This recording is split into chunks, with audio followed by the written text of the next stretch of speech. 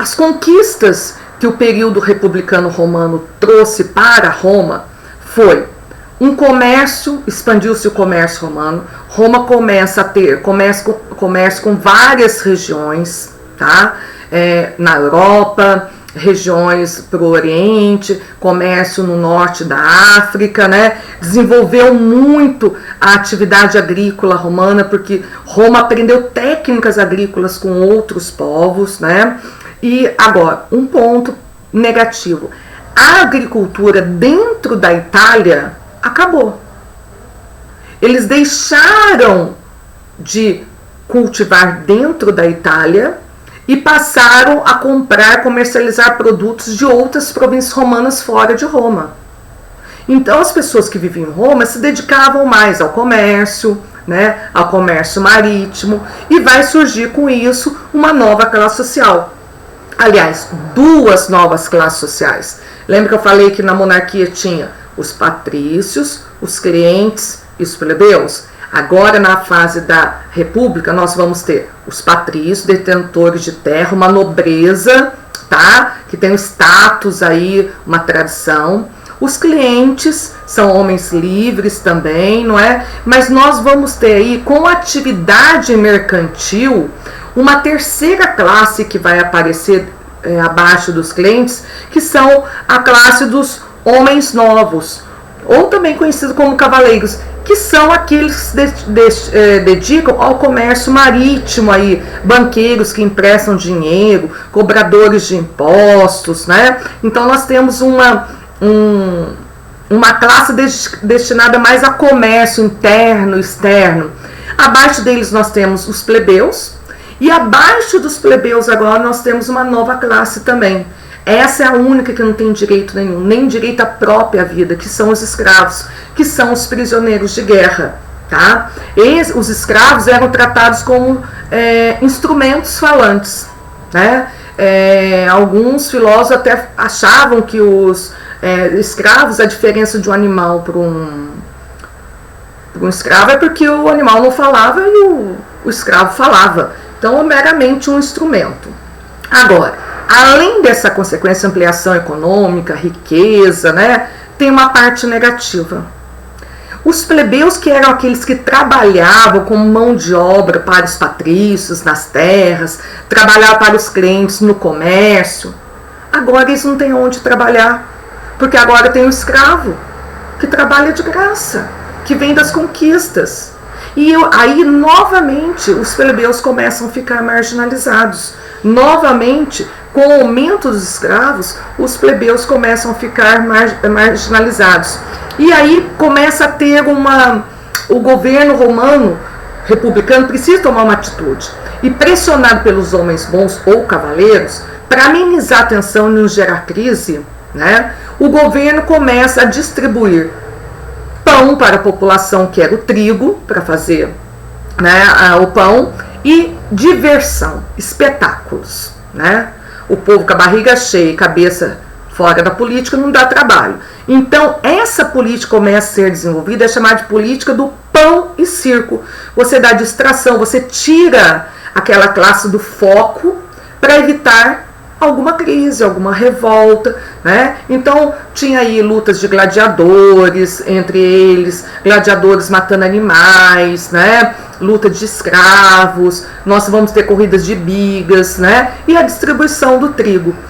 É uma forma de alienar, tá? De desconcentrar, de desviar o foco do real problema. Mas era assim que o governo republicano tratava os plebeus aí, tá? Muitos plebeus, eles começaram a viver de favor, né, e trabalhar de graça, né, ou para os mais ricos também a ganhar esmolas, trabalhar em troca de esmola e alimento. Então essa ficou uma parte negativa aí, tá? Nós temos aí os escravos, eles vinham da conquista. Quanto mais conquistas, mais escravos, mais mão de obra, mais terras, mais produção, e os plebeus mais marginalizados, tá? É nessa fase aí, do meio da República, que os romanos começam a ter contato com o Oriente, com a cultura helenística, né? Que começa a ser assimilado com os gregos. É aí que eles começam a assimilar. Por exemplo, os deuses gregos vão ser assimilados pelos romanos, que eles vão ser politeístas, e o que vai mudar são nomes. Por exemplo, os gregos, a deusa do amor era Afrodite. Para os romanos vai ser Vênus. Tá? Nós temos aí Zeus, Deus Todo-Poderoso dos gregos. Para os romanos vai ser Netuno. Tá? Então, nós temos os deuses aí, né, sendo trocados nomes, mas é a mesma simbologia, né, que dava os gregos, os romanos davam. Os gregos aí passam os gregos não, os romanos aí, tá? O exército romano passa a ter uma importância muito grande, que é eles que mantêm a ordem, eles que mantêm a disciplina, eles que mantêm a conquista, a segurança. Então, o exército, os soldados passam a ser muito importante e começam a ser valorizados, recebendo soldos. É criado o soldo, que é os salários, tá? E a estrutura da República Romana, ela começa a se dimensionar de uma forma, as conquistas começam a crescer tanto, que uma cidade-estado começa a agregar tantas terras, tantas províncias, que ela começa a passar da face da República para o Império. Detalhe, no auge das conquistas romanas, a cidade romana tinha 1 milhão de habitantes. A cidade, sem contar as províncias, terras conquistadas, tá? Aí nós vamos para o outro capítulo, o outro módulo, o 14. Quando que essa república vai entrar em crise? Quando que ela vai cair? Tá? Nós temos quando começa a chocar os interesses, começa guerras civis, guerras internas, né? Interesses diversos de grupos. Então nós temos aí guerras civis. Quem contra quem? Começa com as conquistas, o exército é mais importante. E esse exército é dividido em várias legiões. Cada legião tem o seu general. Então começa um general a ambicionar a terra, a conquista do outro, atrapalhar a conquista do outro, ambicionar o governo de Roma. Começa a acontecer aí algumas crises, tá? Nós temos aí os patrícios que queriam manter a república do jeito que estava para não perder seu privilégio. Os cavaleiros, que eram os homens bons aí, aumentavam ter mais poder, coisa que eles não tinham. Eles tinham poder econômico, mas não tinham poder político, tá? Os clientes, tá? Servia, e os plebeus, clientes e plebeus, servia como mecanismo de luta, né? Então, quem apoiar os clientes plebeus, né, vai ter privilégio, e era a desculpa perfeita para iniciar uma crise. O exército também vai se profissionalizar e também tem seus interesses. Você não quer que o Senado escolha o governante de Roma, você quer que o líder do seu exército, o general do seu exército, seja escolhido. Então começa aí os complôs, os golpes, né? E os primeiros sinais de crise vieram, que se dá para perceber, com dois irmãos que passaram, eles eram patrícios, passaram a defender os plebeus. Os irmãos Tibério e o irmão Caio Graco, da família Graco. Tá? Tibério Graco propôs o quê? Tem tanta terra sendo conquistada, por que entregar todas essas terras só para os patrícios? Os patrícios já têm muitas terras. Então, as próximas conquistas, as terras vão ser divididas entre os crentes e plebeus. Nada mais justo. Eles vão ter de onde tirar o seu sustento, vão sair da marginalidade, né? Os patrícios não gostaram. O que aconteceu? O Senado, liderado pelos patrícios, mandou assassinar Tibério Graco. Passado 10 anos, veio o irmão dele, o Caio, que tentou fazer a reforma agrária novamente, tá? E além disso, conseguiu uma lei que fosse aprovada, a lei frumentária. A lei frumentária, ela queria que o trigo fosse barato, tabelado, para que os plebeus, as populações carentes, tivessem acesso, conseguissem comprar esse trigo, tá?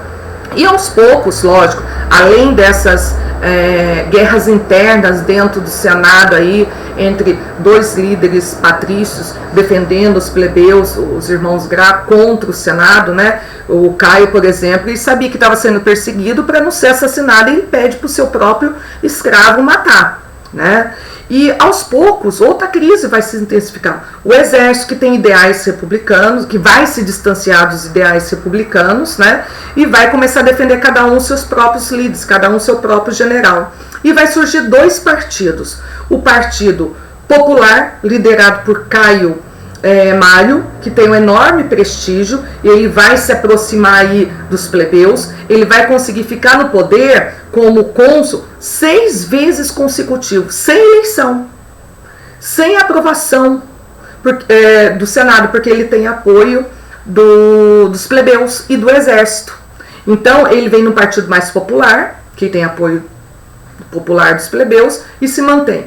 Quando Mário cai, né, existe outro partido, partido aristocrático, liderado por Silas, ele assume com poderes ilimitados.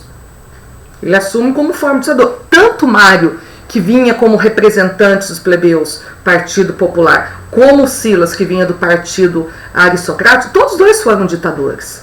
Todos dois usaram, né, o poder em benefício, se mantiveram no poder, né, para se beneficiar e beneficiar os seus. Nós tivemos aí, houve uma violenta repressão aí na época de Silas, né?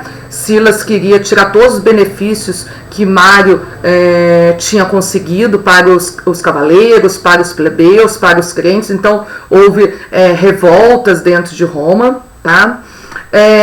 Os militares aí querem defender, e a plebe apoia o exército na fonte mais poderosa. E como a situação estava muito frágil, né, o Senado, com medo de uma pessoa assumir o poder, resolve criar o triunvirato, um governo de 3 cônsules. Tá? Então um não podia tomar decisão diferente, os 3 tinham que entrar em acordo, era o Senado que escolhia esses 3 cônsules. Então nós tivemos 2 triunviratos. Tá? O primeiro triunvirato foi Júlio César, Pompeu e Grazo. Todos eles tinham suas campanhas militares, ficavam, né, muitos anos fora. Pompeu foi o único que ficou em Roma. Tá? Grazo, ele foi para a guerra conquistar, e Júlio César também foi para a guerra conquistar. Grazo, ele morreu lá na Síria em batalha. Tá? Pompeu ficou dominando o Senado, né, em Roma. E Júlio César, quando percebeu tudo isso, ele volta para Roma, persegue Pompeu. Pompeu foge, vai para a Grécia, foge para o Egito, e Júlio César vai até o Egito e mata Pompeu. E sobra só Júlio César. O Senado fica aterrorizado, porque agora Júlio César faz aliança com Cleópatra. Tá? Então ele fica aterrorizado. Agora o poder está todo na mão de Júlio César, precisando pedir. Convoca Júlio César para retornar a Roma.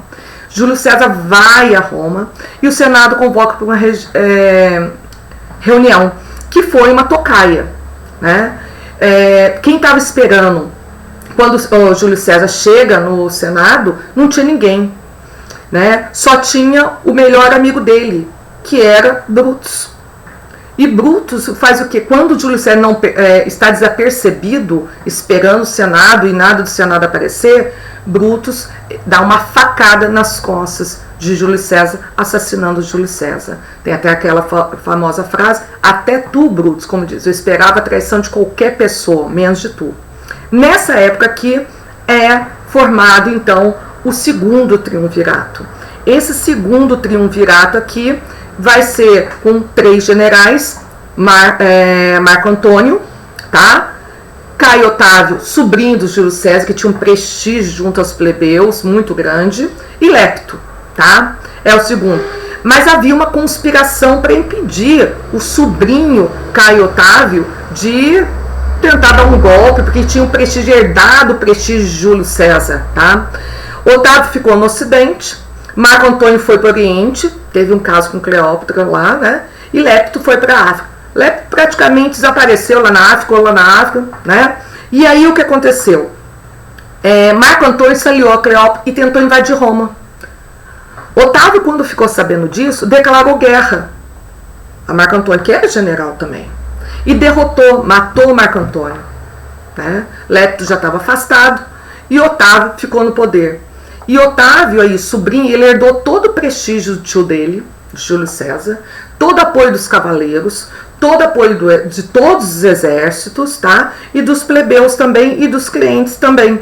Nessa fase, quando ele regressou para Roma, ele foi recebido pelo povo como salvador da República, tá? E é com Caio Otávio que inicia aí o Império Romano, tá?